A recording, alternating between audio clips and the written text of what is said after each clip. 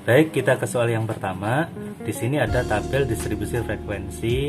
Ini menunjukkan ada tinggi badan dan juga frekuensi ya. Yang ditanyakan adalah modus gitu ya. Nah, untuk mencari modus kita harus ingat rumusnya ya. Jadi rumusnya saya tulis dulu. Modus atau saya singkat dengan MO. Rumusnya adalah tepi bawah kelas ditambah dengan B1 dibagi dengan B1 plus B2 dikalikan dengan P ya. Nah, di sini TB itu tepi bawah kelas, B1, B2 dan P itu apa? Nanti kita jelaskan ya. Nah, yang pertama adalah kita harus ingat dulu ya bahwa modus itu apa? Modus itu adalah data dengan frekuensi itu paling besar ya. Jadi kita lihat nanti di tabel mana yang frekuensinya paling besar. Kalau kita lihat frekuensi paling besar adalah 13 ini ya. Nah, berarti modusnya ada di kelas yang ini. Nah, ada di kelas ke-3 ya, sehingga nanti tepi bawahnya langsung aja ya kita tulis sama dengan tepi bawahnya berarti di sini dikurangi setengah ya, sama dengan 160,5 ditambah dengan B1 itu apa? B1 itu adalah selisih frekuensi kelas modus dengan kelas sebelumnya ini. Nah, di sini nanti selisihnya adalah B1 ya. Kalau B2 selisih frekuensi modus dengan kelas sesudahnya.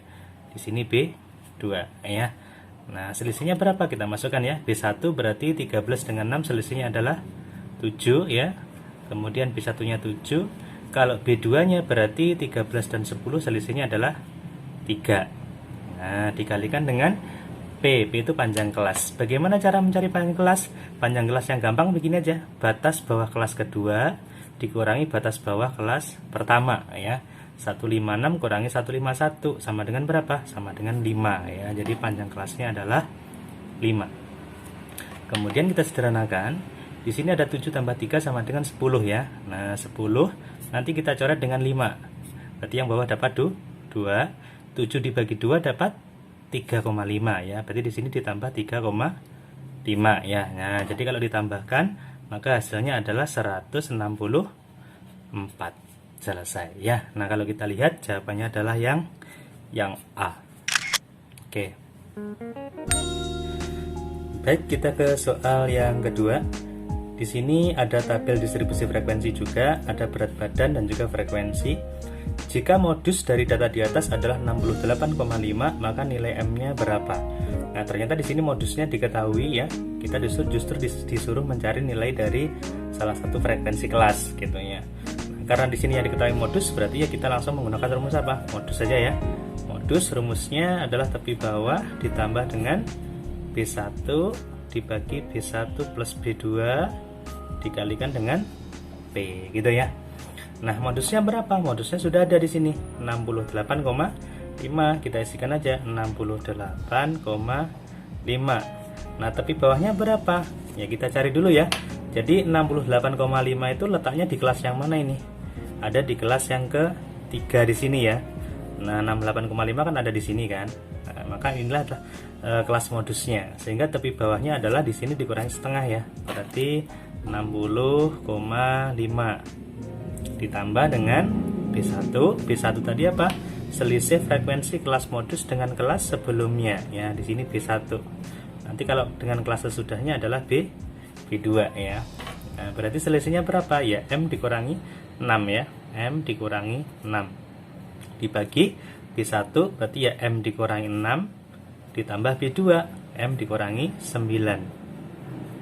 Nah, seperti ini dikalikan dengan panjang kelas. Panjang kelasnya ya 51 kurangi 41 ya, sama dengan berapa? Sama dengan 10. Nah, kemudian di sini kita pindah dulu 60,5 pindah ke kiri. Jadi 68,5 kurangi 60,5 berapa? 8 ya. 8 sama dengan berarti di sini ada M-6 dibagi dengan ini M tambah M jadi 2M. Min 6 dikurangi 9 berarti min 15 ya. Dikalikan dengan 10. Kemudian ini kita sederhanakan dulu yang ruas kiri dengan kanan. Ada 8, ada 10. Ini dibagi 2 ya. Ini dapat 4, ini dapat 5. Kemudian ini kita kalikan silang ya. Kita kalikan silang, kalikan ke sana. Berarti 4 dikali 2M jadinya adalah 8M. 4 dikali min 15 adalah min 60 sama dengan M min 6 kali 5. Berarti jadinya adalah 5M dikurangi dengan 30 ya. Lalu M-nya kita kelompokkan, berarti 8M ini 5M ya. Ini pindah ke sini, jadinya adalah nanti 8M kurangi 5M ya. Jadinya 3M. Ini min 30 tetap, ini pindah ke sana jadi plus 60, jadinya adalah 30 ya. Sehingga nanti M-nya sama dengan 30 dibagi 3, hasilnya adalah 10. Gitu ya. Nah, kalau kita lihat jawabannya adalah yang C. Selesai. Baik, kita ke soal yang pertama. Di sini ada tabel distribusi frekuensi, menunjukkan ada data, ada frekuensi. Kemudian yang ditanyakan adalah kuartil bawah ya. Kuartil bawah itu lambangnya adalah Hi berapa? Hi1 ya. Hi1. Nah, kata kunci dari kuartil adalah yang pertama kita harus tahu letak dari kuartil atau letak data ya, letak data. Kalau letak data kuartil itu rumusnya adalah I, saya tulis dulu ya, letak untuk kuartil ke I ya, itu adalah I per 4 dari N. Nah ini ya, data ke I per 4 N, seperti ini. Jadi kalau misalkan mencari kuartil 1, berarti nanti I-nya kita ganti dengan 1 ya. Jadi data ke seperempat N, seperempat N. N itu apa? N itu banyaknya frekuensi ini ya. Ini kita jumlah dulu. Berarti 2 tambah 3 itu 5, 8, 14, 18, 20 gitu ya. Jadi untuk kuartil 1 atau kuartil bawah ya, nah itu letaknya adalah pada data ke seperempat kalikan N nya 20 ya. Seperempat dari 20 berapa? 5. Nah jadi dia adalah terletak pada data ke 5. Jadi kita cari dulu data ke 5 ada di mana. Di sini kelas pertama ada 2, di sini ada 3, totalnya udah 5. Pas ya. Berarti dia ada di kelas kedua. Nah, ini letak kuartil dulu ya. Itu kata kuncinya yang pertama letak data.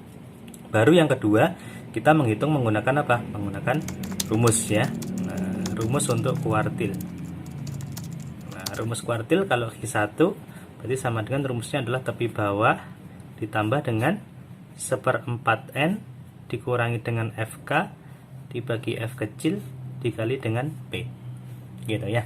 TB tepi bawah kelas kuartil, kemudian nanti seperempat N berarti letak data tadi, FK frekuensi kumulatif kelas sebelumnya nanti ya, F kecil itu frekuensinya kuartil, P itu panjang kelas. Oke, kita cari dulu ya. Tepi bawah berarti di sini berapa?